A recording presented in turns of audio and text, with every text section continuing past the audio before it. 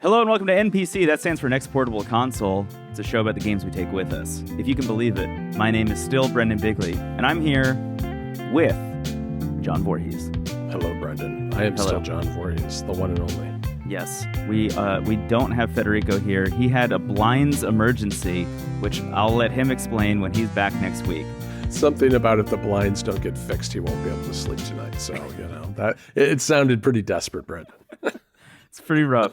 We've all had a blinds emergency. We all know exactly what that means, and it's just part of the human experience, as we all know. We've all been there. We've all been there with our blinds. We've all been there. Can I just say, have you ever watched Taskmaster, the BBC show? No, I actually haven't. I've heard a lot of good things about it, though. Taskmaster, incredible show on BBC. They just take every episode and they put it on YouTube. It's worth mentioning, so you can just go watch the entire show on YouTube. But it's a game show that started in the Edinburgh Fringe and then made its way to the BBC. But basically what they do is they just have 5 comedians every season or series, and every season, and they just like put them through all these like absolutely bizarre tasks, and then they get like basically arbitrary points for each of the tasks, et cetera, et cetera. But they open every single week with asking the comedians to bring something in, and it'll be like, bring in the most unconventionally attractive object you found at a bookstore, or something like that. And then they all have to present the things that they brought in. It's like a show and tell, and then they get points based on, how unconventionally attractive the thing they found in the bookstore was, things like that. Yeah. I was just watching an episode yesterday where it was very clear that nobody was a gamer at all, because they were tasked with bringing in their best portable object. And I was like, oh, wow, this is right up my alley. And the first person... Yeah, like, which one? Yes, the first person... is this Irish comedian named Dara O'Brien. He literally brought in a suitcase that opened up, and it was a complete Xbox that had a monitor and like a battery, so it could continue to play while you're on the go. Yeah. And I think he got 1 point or 2 points out of the maximum 5 because like no one cared. And I was like, this is sick. I want the briefcase. That is sick. I have seen there is a company that does that, I think, and I've seen it somewhere before. Yeah, that makes those. They're essentially modding them into suitcases or cases of some kind. It was so cool, and I was so disappointed that nobody seemed to care. But that's too bad. Percy and I were on the couch just yelling like "Next portable console, next portable console" at the TV from the show that was recorded, of course, like 5 years ago at this point. Right, exactly. Well, that's one way to be portable, and we've got our portable favorites. We've got the Sony car, rest in peace. We do have the Sony car. the Avila or yes. Afila. Yeah. Honda and Sony Afila, yeah. And you'll never experience the wonder of having the Spider-Man game announced on your bumper. Yeah.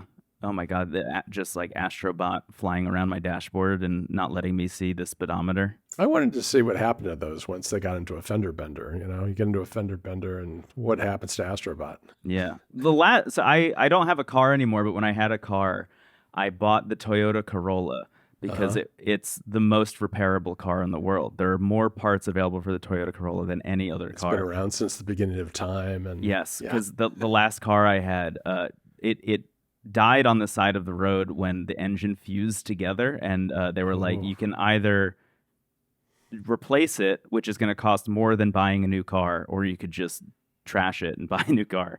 So I was like, I'm never going to have that experience again. I refuse. Yeah. And I feel like the Sony PlayStation car maybe would not be like the Toyota Corolla in terms of repairability. If I had to guess, if I had to guess, you would have to replace an awful lot of systems to get Astrobot back, including the PlayStation 5. Yeah, exactly. Which has only gotten more expensive. Yes. Oh, I don't know. Car troubles. Boy, I've been there. I've been at the point where I had a car die by the side of the road, and it was like, here, just let me take my stuff out of it, take it for parts, and I got like $100 for it.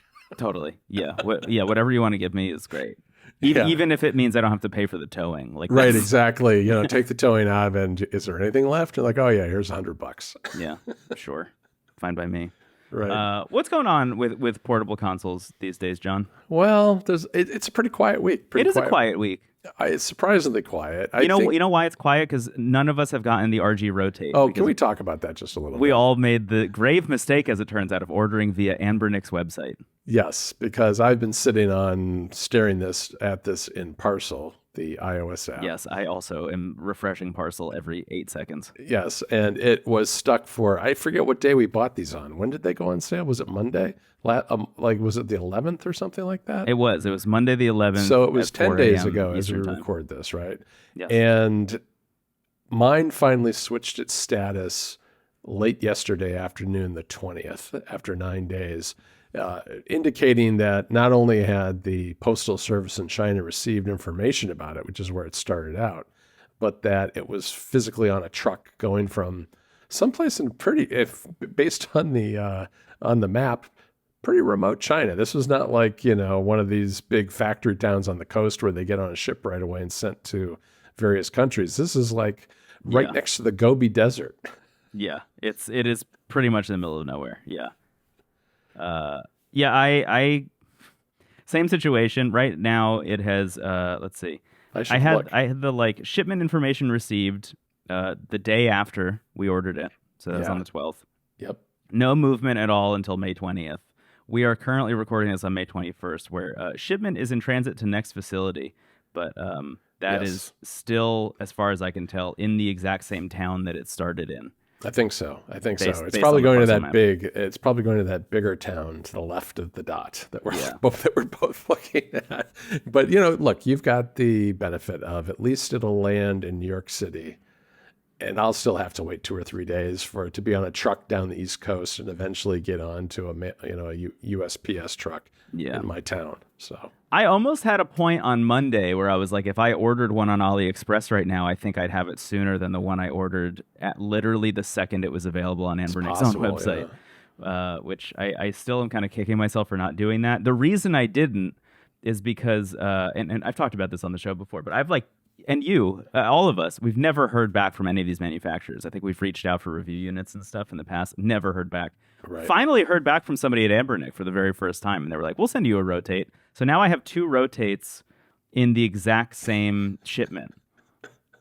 I have the metal one and the black one, and they're both in the same shipment, and they will both arrive at some point. I'm sure after the vacation that I'm going on for 4 days at the beginning of next month. I'm sure it won't be before. As much as I would love to take them on a plane and test them on the road, which is my favorite way of testing a handheld, is on a trip like this. That would be a good trip. That would be a really good trip. Because you're doing WWDC. I hope to God you get it before WWDC. Oh, I sure hope so. But I'm leaving not that roughly around the same time as you, so I don't know.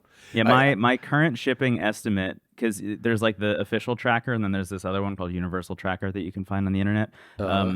That one is currently saying it's going to be between June 3rd and the 7th, and I think I leave on the 6th.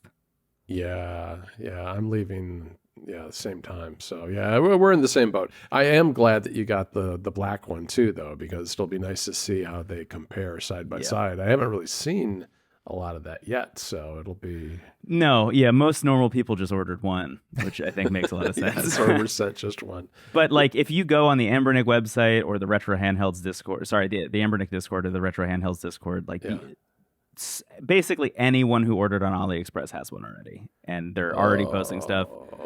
Which honestly, there is a little bit of a plus there, because it does mean there's a lot of people tinkering and trying new stuff out. I haven't seen anybody put Cocoon on it yet. That's the thing I'm most curious about. Does Cocoon work in a square aspect ratio? I did see somebody Maybe. Somebody got a PC, I think a wrapper around the PC version of Stardew Valley that allowed it to run at a square aspect ratio, which is interesting, because I think the Android version of it, the official Android version of Stardew Valley, does not support square aspect ratios. Yeah. But they got it running, and it looks really cool. Without losing any, I mean, they actually just changed the viewport, so it's not squishing the image or doing anything. Yeah. It's it looks totally fine. It just moves the UI elements in a way that gets them to fit in where they should be.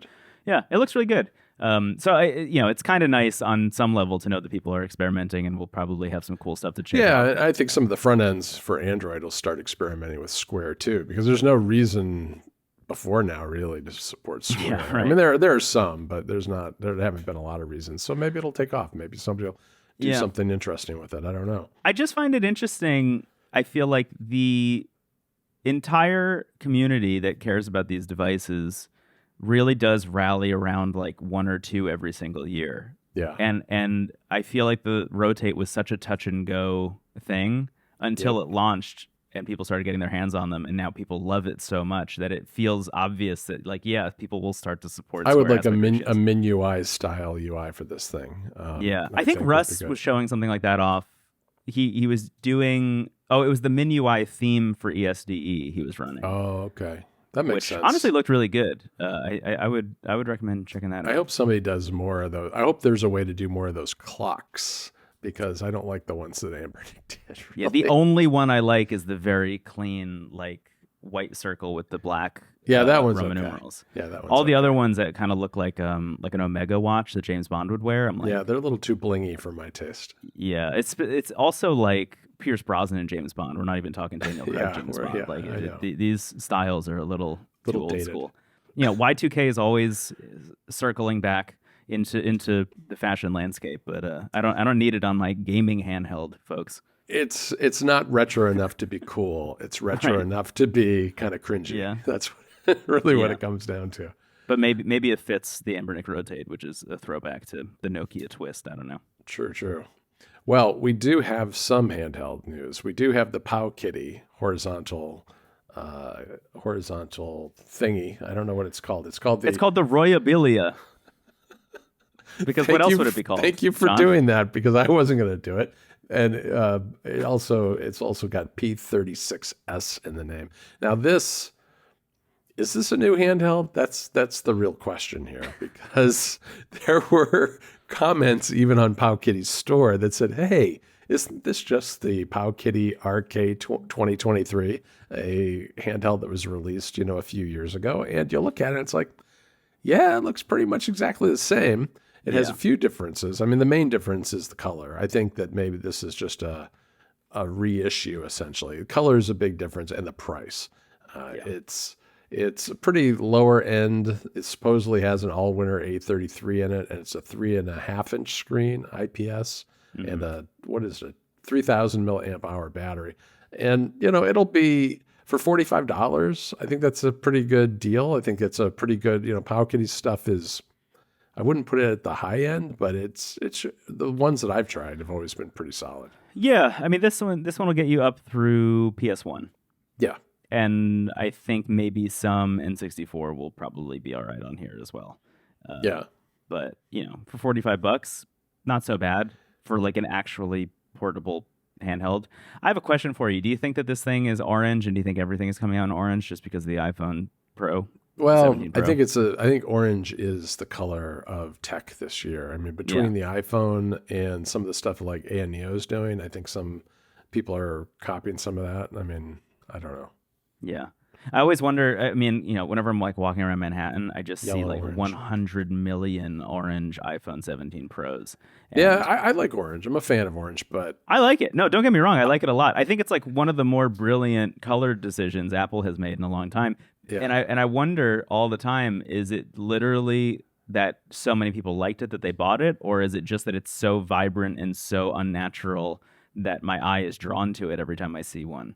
Probably a little bit of both. I mean, it's pretty unusual for a phone. It's not a shade of orange that I like a lot, but it's fine. I mean, I'm glad that they're experimenting with something other than, gray, dark blue, and black, and white, I guess. But yeah, I know this Powkiddy thing, it's pretty good. It's got 2 micro SD slots. That's kind of their MO. One of them's for the OS and the other one's for your ROMs. I think that's an interesting approach. I mean, I'm always iffy about that. I kind of like that we've moved away from that, if I'm being honest. No, I agree in general, because I mean, the micro SD cards can wear out. On the other hand, this is a relatively slow device to begin with, and that SD card is not going to be the bottleneck for performance or anything. Yeah. And the weirder thing I think about this device too is that it comes in 2 configurations. One of them has 55 gigs of internal storage and the other one has 100 gigs of internal storage. Where do those numbers come from? Have Where you do those ever numbers seen come a card with those numbers? No, I don't know. I'm so confused by it. I don't But know. also, like, if you're going to put that much storage in there, it kind of does negate the need for a second SD card slot also. Oh, that's true too. Yeah. Yeah. Especially with these older games. Yeah. The 100 gig version, by the way, is $55. So it only changes the price by $10, which really also has me questioning, like, how good is this? Given the price of flash storage right now, a $10 difference between doubling the storage capacity does not feel correct to me. Yeah. Can I just stop and say, I know I talk about this a lot, but I did just happen to look at the price of internal SSDs the other day, and there was an Samsung 4 terabyte SSD that I used one of those, tracking things that tracks Amazon to see what the historical prices were. Because it was supposedly on sale, right? It was a big sale, 25% off, something like that. And I looked, and the 4 terabyte SSD last November was like $250. It peaked about a month ago at $1,100. Oh my God. It's roughly 1,000 or 900 and something. But yeah, I mean, we've seen essentially a 4x increase in some of these internal SSD. It's just bananas. I mean, what I think is going to happen in part with this is that the big players like Samsung and Apple and those manufacturers will still be able to negotiate better pricing, obviously, than any kind of things that will be sold to the general public. So I think what you're going to end up with at some point is it being more economic to buy from Apple or Samsung or Google, when you're buying a laptop or a phone or whatever it is, instead of trying to do your build your own, especially when it comes to PCs more than anything is really what I'm thinking of. Because, $1,000 just for 4 terabytes. I mean, 4 terabytes is a lot, and those sticks tend to be of memory storage tend to be more expensive anyway. They have a higher margin on them, but that 4x over the course of like 6 months is incredible. The coin flip of best decision I've ever made and worst decision I've ever made happening simultaneously was buying my PC when I did on sale, because obviously, that was a $1,000 MSRP PC that I got for $500, which I think is now somewhere in the realm of $1,500 to $1,700 if you were to go buy it. And when I got it, I thought immediately, I will one day increase the storage capacity of this, but I'm going to hold off a little bit and should you have see what it's like to just kind of rock with it for now. Yeah, yeah, that's tough. But anyway, that's the Powkiddy Royabilla. Royabilla rolls right off the screen retro handheld game console, great value children's gifts is what it says on the website. I will say I do like the white one, actually. I think the white one looks nice. It kind of reminds me of the original Game Boy Advance in Arctic it does white. Look pretty good. Yeah. You know what? We have some iOS and Android news to talk about. We do. We have a couple of weird apps. Well, weird game and a weird app. I think the one that I'm actually, I don't know if I'm excited about it, but I know I'm going to try it, is the new Nintendo game that's coming. Pictonico. Yeah. It's essentially WarioWare in disguise, right? Yeah, that's how I've been talking about it, at least. Yeah. There was this game called Face Raiders on the 3DS, which is kind of similar as well. But this is like, I don't know that game. This is, so that game, you would take a picture of your friends' faces with the 3DS, and then it would kind of like warp them into like an AR minigame thing. Mm-hmm. This, though, Pictonico, excuse me, looks exactly like WarioWare. And I saw somebody, and I haven't been able to confirm this myself, I saw somebody saying that Intelligent Systems made it, and that is also the team that does WarioWare. So I think it just is a basically WarioWare game. Yeah. But as far as I can tell, it is just an app where you take a picture of your friends' faces, and then it crops them out, and then it puts them on like WarioWare style mini games, and then you just play them. It says there's up to 80 games to play, at least on the website. Free to start, and then you have to pay for the rest of it. So it seems to be the same pricing model as like Super Mario Run, where you got World 1, and then you had to pay for Worlds 2 through 8. Right. But I don't know. You never know what Nintendo's going to do. I love when they release apps in general. I think like it's the most slept on thing about Nintendo is that their apps outside of the like horrible monetization nightmare gotcha games, like the Fire Emblem Heroes and the Dragalia Losts of the world and stuff. There's stuff like Super Mario Run and Miitomo, and this is like my favorite genre of Nintendo app, where it's like we're just gonna do something because why not? I was glad too to see what they did with the Animal Crossing Pocket Camp, Pocket Camp, because originally that was kind of in that vein of in-app purchase type stuff, but they eventually released it as just a one-time purchase. Yeah, Pocket Camp Complete. I think it's $10, and you just get the whole game with everything in it. And it's funny because like I have messed around with it. You still are getting like daily login rewards and all the stuff that you would normally get if it was like a monetized gacha game, but it removes all the monetization elements from it. Look, I think that this kind of game is good for Nintendo to be doing. I did not like all the kind of gacha stuff that they were doing for a while there. They got caught up in the mobile gaming craze. And I sing this from the high heavens all the time, but I think that the inflection point of humanity was Nintendo investors demanding they get into mobile. Shigeru Miyamoto literally making a new Mario game for mobile, which they announced at WWDC. Yeah, on stage. They brought him out. Yeah. He showed off the app. They sold it for a new Mario game for a measly $10, and the entire world revolted against it because they said that was too expensive. And the next thing they did was Fire Emblem Heroes. And it was a gacha game that made like billions of dollars, not actually billions, but like an unbelievable amount of money. That one was probably their best, most successful. And if you're Nintendo, what market signs do you follow in that sense? You know, I think everyone, I blame the citizenry of the planet Earth for dropping the ball on loving Mario Run as much as we should have. That is a great game, and it was totally worth $10. That's my soapbox. No, it was good. It was a good game, but it's good to see them doing something that is like, we'll see how much of it is free. My guess is it'll be, there'll be a handful of mini games that you can do for free to try to get you hooked on it. Because you do things like you take a picture of your friend, or I think you can take stuff out of your camera roll too.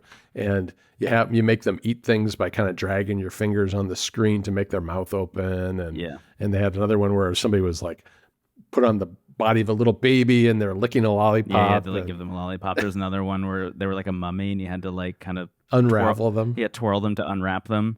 Very silly. And then it was, I think I looked on the store, I think it's going to be $6 or $7, something like that. Oh, is that what it said? Oh, that's not that bad. Yeah, I saw that somewhere. It's not too bad. I think it's in the pre-release section of the iOS App Store for that price at least. Yeah, May 28th that comes out. Yeah, not too long really. That's a week from today, so. Pictonico. I love that video. It's such a fun video. It is a good video. There's nothing better than a Nintendo video where they just show a bunch of a bunch of actors like pretending to be friends having fun in a high school gymnasium. There is something unique, uniquely Nintendo about those videos. Yeah. And the game is completely unhinged, which I kind of like that. Yeah. What else? Tell me about another app, John. Well, you found the beta. Yeah, I found this one. Yeah. To MCON, which is the controller, that attaches to your iPhone or Android phone. I got mine right here. Right here. I think I do. Look at mine. What color? I forget what color you have. I have both. I have the black one and I have the clear one. Oh yeah, I've got the clear one. So yeah. This is an app, as far as I can tell, that's very much like the Backbone One's game app, which is a combination of like. A catalog of the games that you're playing. You can add it essentially allows you to take a screen and add a bunch of shortcuts to the games on your phone. I'll hold it up if you want to see for the people who are watching on YouTube. Yep. Yeah. And then you have like an explore section, which is more like a storefront. It's a storefront into storefronts because it'll link you out to buying games that are popular on mobile and that work with the MCON, which, that's essentially what the Backbone does too. I did find it funny that in the beta they have little icons for both iOS and Android next to each other in the Explore section, which I don't think that's going to make it through app review. We'll see. No, that's not going to fly. You don't want the little Android guy on your iPhone. Yeah. As with all things, and we talk about this a lot, I'm always just worried about the monetization aspect of something like this. Like the MCON already works pretty well. I like it a lot. I think it's a pretty good controller. If I'm playing stuff on my phone, I'm usually using the MCON over the other controllers that I have. We'll talk more about that in XL. But I'm always concerned about like just the moment that Backbone decided you need a subscription to be able to use the Backbone to its fullest potential. Yep. What is that future like for the MCON? Is that the direction that this is going? And also, like, why do you need this in the first place? Like, it's an interesting idea, I think, on some level. But especially now that Apple has its own, I'm at least looking from the iOS perspective, Apple has its own games app, which is no great shakes, but it does essentially the same thing. So, you know, why repeat something that's already on a system level? Can you add your own apps to the games app? Yeah, I think you can. You can even add like Steam games to them, if I remember correctly. Oh, really? Yeah. Yeah. At least on the Mac, you can do that, I think. Anyway, the Backbone started in a similar way. The Backbone app, at least at first, was just totally free and was just a catalog and a way to explore games that worked with the controller. So they're following well-trodden ground, I guess. There's also some, you know, help stuff in there, like basically how to use your MCON, which not a bad thing to have. I mean, GameSir has an app that is basically how to use their various controllers for mobile phones, and it's pretty empty for the most part. It's not like, other than getting some tips on how to use your stuff and maybe updating firmware for the ones that have that, there's really not much to the app. So this kind of fills the app out. On the other hand, I kind of agree. I mean, I don't see myself using the MCON app really. I mean, I know how to find the games on my phone. Yeah, right. Honestly, the nicest thing that the MCON app did for me was it told me that I could remap the like home button. Yeah. And choose whatever app. I didn't know that I could do that. So that was nice. I did that. That was pretty cool. But I just checked actually in the games app, and like I can even even Dusklight, the Twilight Princess native port that we were talking about last week, like that is in my games app. Yeah, I think it just has to be categorized as a game, basically. Seems like it. Is how it works. Yeah, it's pretty good in that way, I suppose. The thing about the MCON app too, though, I mean, look, it's a beta. It could get better, but I don't like the design. I don't think the design's very good. It's very, I don't know. At least from an iPhone snob perspective, it's not very native and nice. I just feel like I've gotten spoiled by Cocoon. Yeah. If I'm being totally honest, like I think the design of Cocoon is just how I want every single game app to look at this point.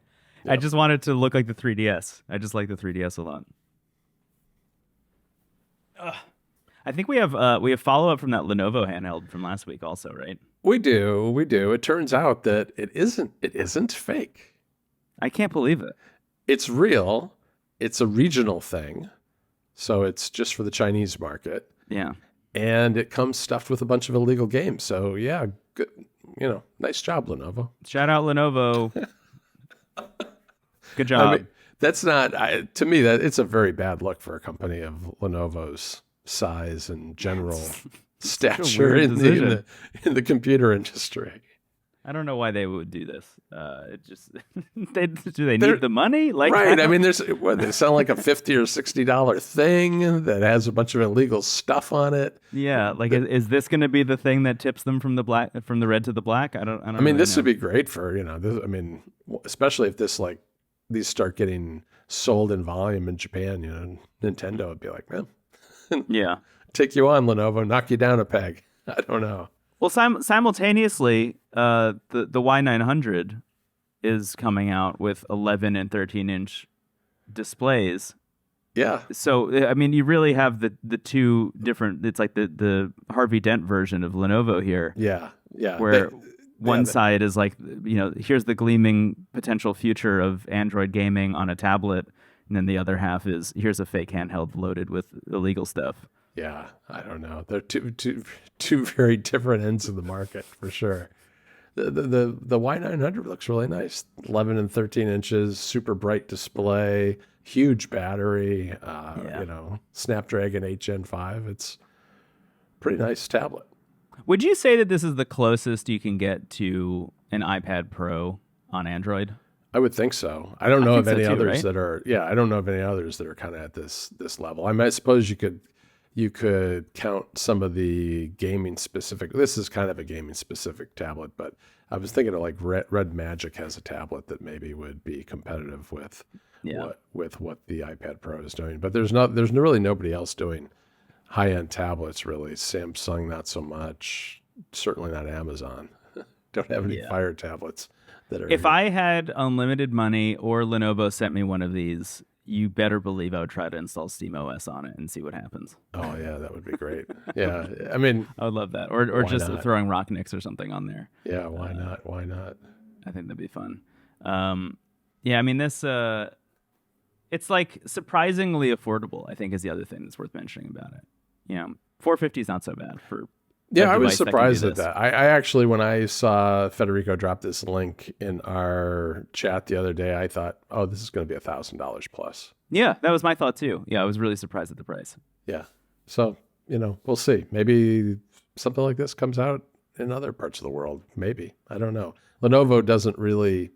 I think these things have to get super popular in China for them to decide to really export them out to North America or Europe or anything like that.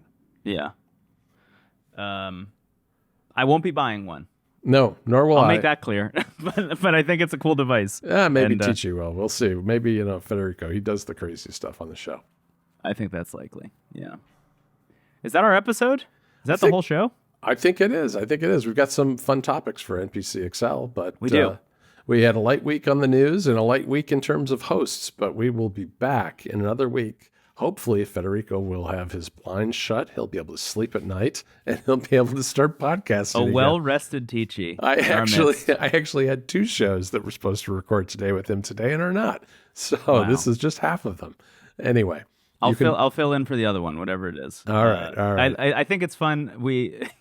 I think there's a very unique energy when it's just us on this show. I know. It's different. It's different for sure. You know what it is? And this is maybe going to be surprising to most people who probably know you guys from your other work. Yeah. I do think Federico, in some ways, is the driving force of the show in terms of keeping us on the rails, which I think is the opposite of how he is anywhere else, maybe even in his life. It's very true, and I've noticed this too, and I don't really understand it, especially on NPC. He's like, you know what? I'm going to keep these guys from talking about things that aren't games, and I'm going to go into the specs, and I'm going to move this show on the rails, and we're going to get to the station.